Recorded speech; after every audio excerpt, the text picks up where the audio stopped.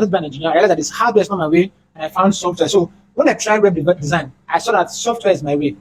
So I struggled to actually finish the hardware, so I got my certificate, right? So You learned hardware part of. no. The hardware, electrical engineering. Electrical engineering is the hardware part of engineering. It's one of the disciplines in engineering, and it's hardware. You have to work with electronics and wires and all those things. So, but I knew that I wasn't going to do that. I wanted to be a software engineer, so I have to graduate. I was doing something. So when I finished school, I literally carried my certificate and kept it under my bed. And like, Timothy, you have satisfied your conscience. My parents did not force me to do it. In fact, they didn't want me to do electrical engineering. That had another thing in mind for me. They wanted me to read civil engineering. So, but that's by the way, right? So it was like I was starting afresh. So I honed my skills, got better at it, and then starting FireSwitch Technologies. It wasn't FireSwitch Technologies. I freelanced. I worked for them. So when I wanted to start, I had to consult a brand agency. That I want to start my company and I need a name, and I paid them for it. Okay, to get you to name. Yeah, I wanted a brand that can speak software engineering. But now under that name was a dream to build a software conglomerate. I had to build an entity that would build solutions. So I'm a creator. Naturally, I innovate naturally. So I wanted a vehicle that would carry that. So I wanted to build software. So I want to build software for people. I wanted to solve problems using software, using technology tools. But our first solution was to simplify payments in Nigeria. It's true. I think we'll talk about that, right? So I wanted to simplify payments. One case in point that made me want to build that is I bought something from Jumia, and I didn't get what I want, and I couldn't get a refund. And that happened like 3 times in 2017, 2016. I was like, we need an escrow system that will keep the money until the customer is satisfied. And you know how to do that work. That was the journey. But before we could launch the products, we launched other products in between. So that is the beginning, really. That is what started FireSwitch Technologies. So now I know that it must have been a rough journey. It can't be as smooth as you're saying. If you are saying it and we are laughing, it's not interesting. But I know that it has been a rough journey. So what can you say? What were your challenges? Because somebody can just start now, but what will really help the person is what you have gone through that you can share. That might look funny, but you bring in knowledge and all that. So what were your challenges and how did you scale through them? Yeah. So I'm a founder that is bootstrapping. We have never raised any form of investment. Yeah, all we have gotten is okay. So my parents invested in FireSwitch. I can't call it investment because they didn't take equity. Okay. When we started, they gave us maybe almost half of 10 million naira. It's not 5 million naira, but we got money injection into FireSwitch at the beginning. Okay. Personally, I invested this massive amount when I was starting. Okay. I had savings, I did some investments aside that funded the business. My uncle gave me 500K at that time. It was an investment supposed to be, but he refused to take equity till today. I'm just asking him, the equity is here, you need to come and take it. He's not taking it, so he's still with us. So today at FireSwitch, we are 2 founders. I brought Tulu in later, right? So we are 2 founders and we own 100% of the company. Wow. So I'm a bootstrap founder, co-founder, as the case may be, right? So it has been challenging. So what I'm saying is that we had and we still have money problems. Okay. In the fact that you got in investors when you started. That money did not last 1 year because we're in Nigeria. Wow. Nigeria is highly deflationary, inflation and stuff like that. So it's highly deflationary. So we had money problems, and that which means we couldn't keep talents, and which means we couldn't hire as many talents as we are supposed to, and which also means that I had to do a lot of dirty work myself. So for most of the products we have built now, I can tell you that I am personally invested in those projects up to 80%. I literally said write most of the codes. Till recently, I'm beginning to let go now. In this 2022, in 2020, late 2020, 2021, early, I started getting more developers because now we have acquired clients that are paying us to work for them and are using the money to pay staff members. But we are still in the trenches. But things have gotten really, really better. When did FireSwitch started exactly? Okay, yeah. FireSwitch started officially in 2019, around February. So this is like the third year, yeah. Wow. This is third year. So when can you say that you started balancing up? The issue of money and stuff. Start getting a hand of it. I mean, that should be 2021. Wow, that's almost after 2 years. Yes. And we are not there yet. Right? But we have figured it out in some way. Now, I would like to mention something. I told you that we are supposed to be a product company. Yes. I personally did not want to do services. Yes. Like someone works, you want to build the website, we didn't want to do that. Wow. But I realized that you will die if I don't do that. I will die if I don't do that. You see that products require a lot of money to build. Marketing budget, and it will take time before you can start making profits. Yeah. So I have to go back to the drawing board and say, okay, see, we have to do it. And that service aspect of the business is what is paying the bills and helping us to build the products. So what it means is that one must be actually ready to make compromises and make adjustments. See, people tell nice stories out there, but there are things that happen underground that you will hardly know. That is one of my own stories. Wow. Yeah. So another question I would like to ask is, how do you manage, when you come to FireSwitch, Shadow House, you see people around, it's as if there are lots of people around, but how do you manage the people that came to learn and the people that came to work? And after, let's say, some people have learned, they want to either go or stay behind and still get paid. How do you manage the payment? And, there's a lot around that. Yeah. So yeah, actually, it requires wisdom to manage, especially young people. Because I have a lot of young people. I'm literally almost the oldest person in the company, and I'm just 31. Right? I'm still young, so I'm the oldest person. So you imagine the number of young people we have. It requires wisdom. It requires empathy. You literally cannot lead people, especially young people, without empathy. You must be able to look at things from a perspective before disagreeing with them or agreeing with them. Right? You must have empathy. Like I said, you must be emotionally intelligent, and you must be ahead of the curve. So that's how we manage them. When it comes to payments, like I told you, we don't have a lot of money. Okay? We have very few staff, and we have interns. We pay interns, we pay them stipends. Okay? So what we do is that people come to learn. So I had to find a balance actually. That if we're going to have them in the same place, how do we get the best? What happens is that our staff members teach in the academy and mentor some of the students. Okay. So what happens is that the students don't just learn; they get real-time industry experience. I don't know if it makes sense to you. Okay. So by the time you have a teacher that teaches you what HTML is, but there is another developer in the system actually doing what is current, and it's coming in your class once in a time to teach you some real stuff. And then I assign students to developers to mentor. So that's how I always get value for the community, so to speak. When it comes to payments, we don't take more than we can chew. Okay. Right? And we outsource many of other areas. Like social media management, we outsource it. I knew that there's no way I would bring someone that I can't pay. I don't have the money to pay what it's really worth. What do you do? Partnership. Do you get partnership, outsourcing? See, the truth is I know that you have to have money to do some things. Yes. But you don't have money. Are you going to kill yourself? So what you do is you offer the best that you can afford, and don't demand more than what your money can afford. I don't know if it makes sense to you. Yes, that's what I do. That's what we do. We don't have the money. Are we going to not because we don't have money pack up? No. But we cannot just say, do this for free. No. We have to offer something. It means find a balance. I don't have money. Nobody cares. You don't have money. But that little money you have, look for who is ready to walk the journey with you. There are people out there ready to walk the journey with you. You get offer them something, they are willing to go down the line, and then, but they have to trust you. Yeah. So trust goes both ways. Honor goes both ways. So they must be able to trust that you are sincere. When you have the money, they know. When you don't have, they know. And they must be sure that when things get better, they will also benefit from it. That is how we work, right? So the people around me are people that want to build with us, and of course we pay, but it may not be industry, great standard. So that's the idea, and so that's how we do it. Like I said earlier, empathy goes a long way. Okay. Empathy. Like I don't know, I can't overstress it. Empathy goes a long way. Okay, before you continue, can I ask what's your own definition of empathy in a simple sentence? Yeah, genuinely care about people. Beyond the work. Yeah, beyond the work. Genuinely care about people. The work is not do or die. As an employer, I know that if you die, the work continues. And it's a fact. It's not because employers are wicked. So I know that as an employer, so I don't want you to die. I want you to stay alive. Yeah. How do I mean? Practical. When the developer tells me, I'm burned out. I want to rest. I've been working on this, so I tell you, take your time. Despite any deadline. Wow. I'll tell the client, I'm sorry, we can't meet up with it. That's reality. I would rather you stay alive.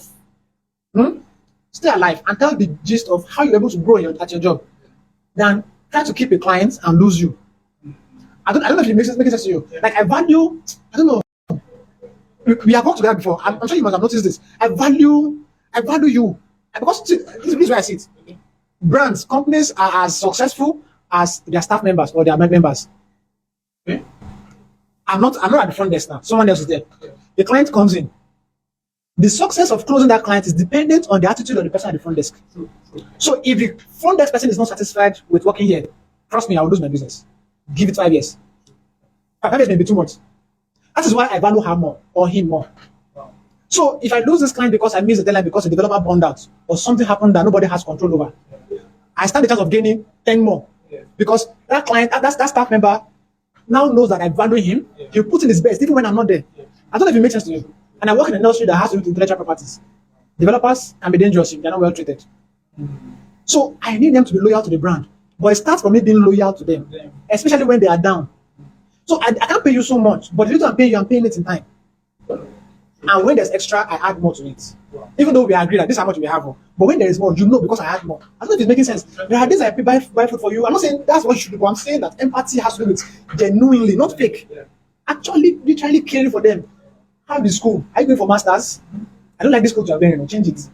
I don't know if it makes sense to you. That is how I believe it should be. Yes, thank you very much. Thank you very much. So, if you're just joining us, this is XMagic Growth Power, where we discuss about business growth and how we started here, sharing the story of how it started, how FireSwitch started, and how you are managing his clients. One other question I would like to ask is that what is your biggest fear in business now? What's your biggest fear? My biggest fear in business, I would like to say, what's my biggest fear as an entrepreneur? Okay. My biggest fear is dying without actually getting to the finish line. That's my only biggest fear. It's not even about money.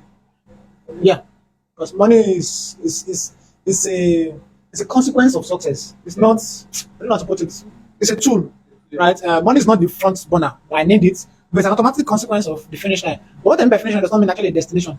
It means that I don't want to die without actually building that legacy that after men can live. If I die today and FireSwitch House dies tomorrow, I have failed. So I don't know if that gives perspective to what my biggest fear is. Yeah. So, another way to ask the question: what is your biggest challenge in business right now? Right now, my biggest challenge is being in Nigeria. That's what's in this game. All right, okay. I'm serious. I have to be sincere with you. Right? I'm not saying, of course, I'm not going to shut down because of that. But that's the biggest challenge I have right now. Apart from that, all other challenges are expected and they are normal for business. But one thing that's not supposed to be normal is being in Nigeria. When I mean being a Nigerian, does not mean in the literal sense of it. It means in the economic aspects. Right? As a tech business, we spend dollar every time. Because the things we spend dollar on are not actually available in our country. And then we are being punished for it by naira deflationary behavior. Right? The history of Japa, talents are scarce. Right? In fact, foreign people even discriminate against the ones here in Nigeria, the Japa. Exactly. Although things are changing a little bit because they are hiring from Nigeria. But there's still that problem with Nigerian businesses. Right? So those are the issues. And then inconsistent government policies. Yeah. Now they're saying that we can't advertise on social media anymore now. Those kind of funny stories. Cryptocurrency now is a problem with central bank. You have to work on eggshells while creating in Nigeria. That's my biggest challenge, really. Apart from that, other things are what we can handle. Another question I would like to ask is, what can you say your strength is as an entrepreneur? What's your strength? What do you leverage on? Like, okay, if everything goes down, I have this strength I can leverage on it. Yeah. As much as I delegate and I have people around me and I try to build around people and remove myself from it, I'm also a one-man popo. There's nothing anybody is doing at FireSwitch now that I cannot do to a reasonable extent. Right? So if it comes to me alone, things will get slow, but we'll pull off. Second thing is that I am an innovator. I'm a creative person. I create naturally. I'm a creator.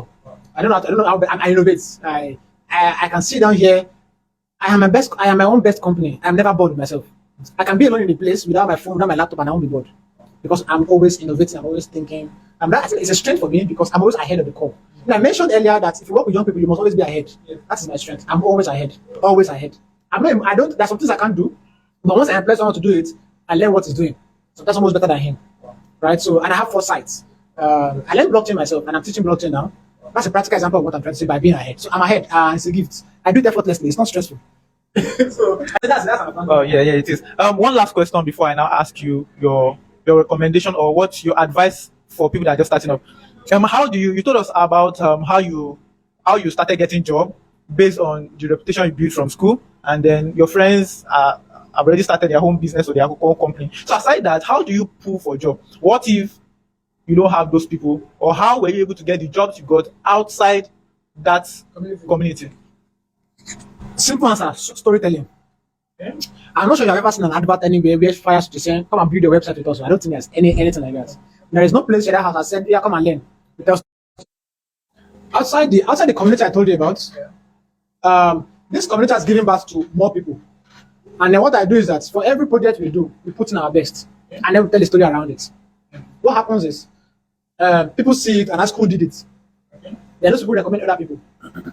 So right now, the people that do business with us are people that heard from the people that heard from the people that heard from the people that heard from the people that heard from the people that actually knew us first. So there's storytelling.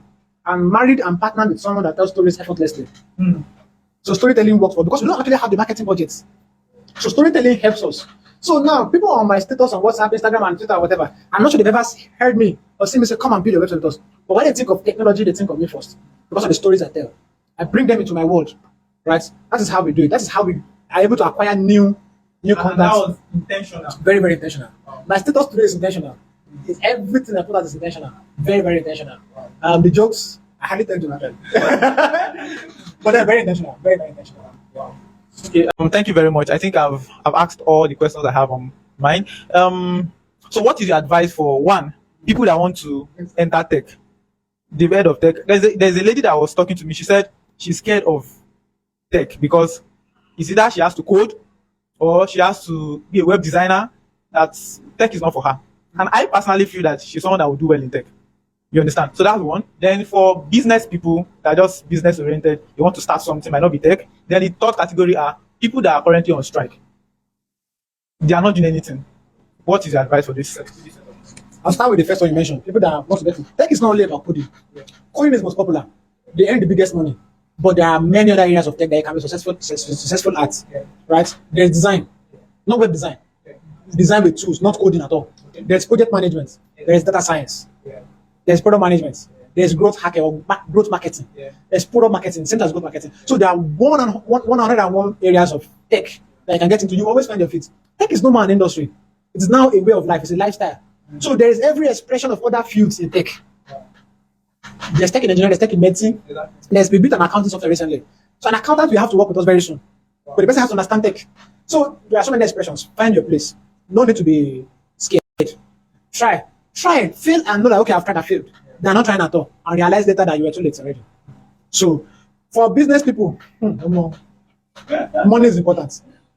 It does not mean you must have all the money. The little money you have, you can get started. But I would say be wise. Wise means that be ready to fail and go back to the trenches. If you make peace with that, nothing will surprise you. And then lastly, have a support system. I say this a lot of people when I say it, but I mean every word. Don't marry someone that will not walk the journey with you. I don't know how I think this is the most important advice anybody can get. Okay. If you are not married yet, don't marry a woman or a man that will not tolerate. Business is brutal. Wow. You will risk money, you will lose money. Marry someone that genuinely loves you and is not insecure, especially when it comes to human relations and money. You must be ready to lose money and go home and your wife will smile at you. But that doesn't happen. That's my reality. It happens to me. Wow. We lose money and we go to Natulu, we lose money together. Well, should we decide to come in? Yeah, make Gary, let us drink. See, bad stories, sad stories tell more than good stories. Yes. That is why it looks like it doesn't happen. Do you get? See, my career as a business person or an entrepreneur has done better because I married the person I married. Wow. I give credit to starting entrepreneurship to why I lost all of my relationships before marrying my wife. She was very insecure with money and stuff like that, and blah blah blah blah blah. Of course, that may not be that's a remote reason for one of the, but the other issues. Me, I didn't do well in some areas, but that's one of the remote reasons. So, if you're not married, marry someone that can walk the journey. I can't go into details, but all of us are smart people. Marry someone that can walk the journey with you. Don't marry someone that thinks that because you're doing business you have money.